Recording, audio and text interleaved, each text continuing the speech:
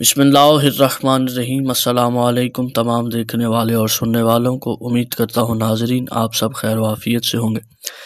ناظرین، جیسا کہ آپ جانتے ہیں کہ آج 21 رمضان المبارک کا دن ہے، اور آج کے دن داماد رسول، زوج بطول، والد حسنین کریمین، امیر المؤمنین، امیر کائنات، مولا کائنات، امامت کے منصب میں پہلے امام حضرت علی ابن ابی طالب علیہ السلام کی شہادت کا دن ہے۔ ناظرین، جیسا کہ آپ جانتے ہیں کہ آج کے دن امام کی شہادت ہوئی تھی۔ ناظرین، امام علیہ السلام کی شہادت کیسے پیش آئی اور کس نے امام علیہ السلام کو شہید کیا، تفصیل سے ہم جانیں گے اس ویڈیو میں۔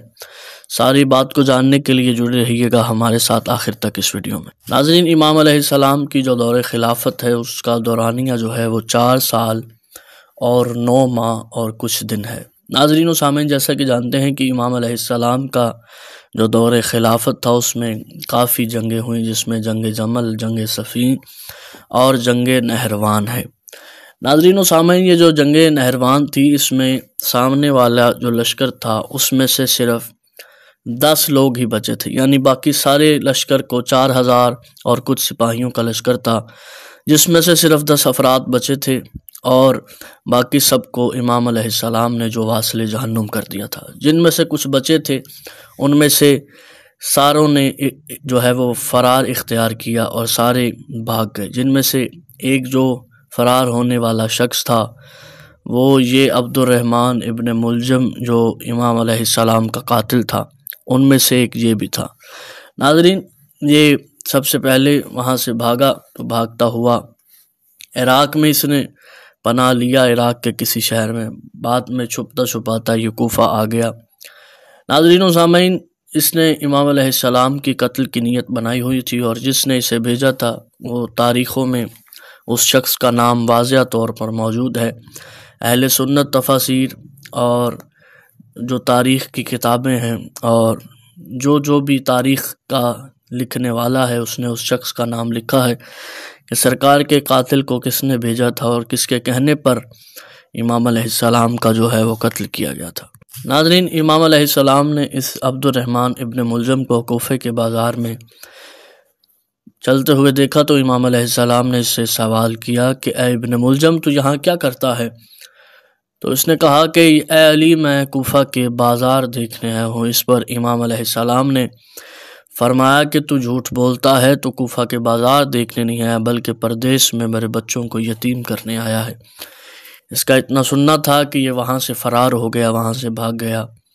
ناظرین و سامعین، مختصر المختصر کے 18 رمضان کی افطاری کے بعد جو ہے وہ 19 کی شب تھی، اور امام علیہ السلام گھر سے نماز پڑھنے کے لیے جب گھر سے نکلنے لگے تو جناب ام کلثوم صلوات اللہ علیہا، امام علیہ السلام کی جو بیٹی تھی، انہوں نے آ کر امام علیہ السلام سے سوال کیا کہ بابا، میں نے آج ایک خواب دیکھا ہے کہ لوگ چاند کو رسیاں ڈال کر زمین پر کھینچ رہے ہیں، اور اچانک بابا اس چاند میں سے لہو جاری ہو جاتا ہے۔ تو بابا، اس خواب کی کیا تعبیر ہے؟ امام علیہ السلام رو کر فرماتے ہیں ام کلثوم، کچھ ہی دیر صبر کر لو کہ تمہیں اپنے خواب کی تعبیر مل جائے گی۔ ناظرین و سامعین، الغرض کی تاریخ یہ بھی کہتی ہے کہ امام فتخوں نے آ کر امام علیہ السلام کو روکا اور کہا مولا آج نہ جائیں، آج گھر نماز پڑھنے، یعنی جانور بھی اور بے زبان بھی اس بات سے واقف تھے کہ آج علی نے شہید ہو جانا ہے۔ ناظرین و سامعین، اس وقت کا ماحول ایسا تھا کہ امام علیہ السلام رو کر کہتے ہیں اگر میں نہیں جاؤں گا مسجد میں نماز پڑھنے تو میرے حصے کی شہادت کون دے گا؟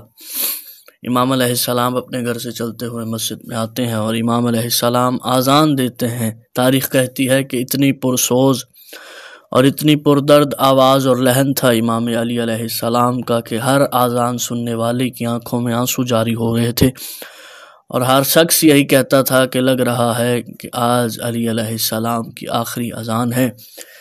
ناظرین و سامعین، یہ مالعون جو ہے وہ مسجد میں سو رہا تھا۔ اس نے تلوار کو زہر میں بجھایا ہوا تھا، زہر آلود تلوار کو اپنے لباس میں چھپایا ہوا تھا۔ امام علیہ السلام نے اسے ٹھوکر لگائی اور کہا اٹھ اے مالعون، جس نیت سے آیا ہے، جس کام سے آیا ہے، اپنے کام کو پورا کر۔ ناظرین و سامعین، اٹھا، تجدید وضو کی۔ ناظرین و سامعین، امام علیہ السلام محراب میں کھڑے ہوئے اور نماز فجر کو پڑھانا شروع کیا۔ ناظرین و سامعین، ابھی پہلی رکعت کے دوسرے سجدے میں امام علی ابن ابی طالب علیہ السلام نے سر رکھا کہ اس ابن ملجم نامی ملعون نے زہر سے بجھی ہوئی تلوار کا وار امام علیہ السلام کے سر مبارک پر کیا۔ ناظرین، تاریخ کہتی ہے کہ امام علیہ السلام کا سر اس طرح زخمی ہوا کہ جیسے قاری قرآن کھولتا ہے ویسے امام علیہ السلام کے سر پر شدید ضرب آئی اور امام علیہ السلام کی زبان امامت سے بے ساختہ یہ الفاظ نکلے: فزتو برب الکعبات، فزتو برب الکعبہ، رب کعبہ کی قسم آج علی کامیاب ہوا۔ تو ناظرین و سامعین، یہ ضرب لگا کر مسجد سے بھاگ گیا۔ امام علیہ السلام نے امام حسن مجتبیٰ کو حکم دیا کہ حسن بیٹا آگے آؤ اور آ کر نماز کو مکمل کرواؤ۔ تاریخ کہتی ہے امام علیہ السلام کی جو داڑھی مبارک تھی وہ خون سے تر ہو چکی تھی، مصلی سارا خون سے تر ہو چکا تھا، جیسا کہ رسول اکرم حضرت محمد مصطفیٰ صلی اللہ علیہ وآلہ وسلم نے بھی پیشن گوئی کی تھی کہ یا علی، میں اس ملعون شخص کو دیکھتا ہوں کہ جو تیری اس ریش کو خون سے تر کر دے گا۔ امام علیہ السلام جانتے تو تھے کہ شہادت قریب ہے۔ اب امام علیہ السلام کو زخمی حالت میں گھر لے جایا جا رہا تھا۔ چاروں بیٹوں نے مصلی پر امام علیہ السلام کو لٹایا اور مصلی کو اٹھایا۔ مصلی پر لٹا کر امام علیہ السلام کو گھر لے جایا جا رہا تھا۔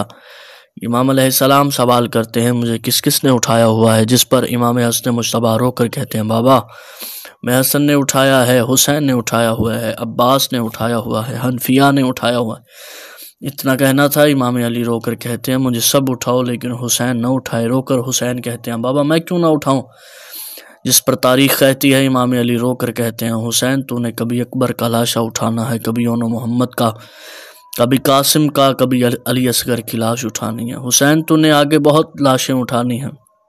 امام حسین رونے لگ گئے۔ بالمختصر کہ امام کا جو زخمی حالت میں بدن تھا اسے گھر لایا گیا۔ امام علیہ السلام کو دیکھنے کے لیے طبیب آیا۔ اس نے کہا یہ زہر ایسا زہر تھا کہ اگر ایک قطرہ بھی کسی سمندر میں پھینک دیا جائے، کسی پانی کے دریا میں پھینک دیا جائے تو اس دریا کی ساری مچھلیاں جو ہیں وہ مر جائے، اتنا زہریلا زہر تھا۔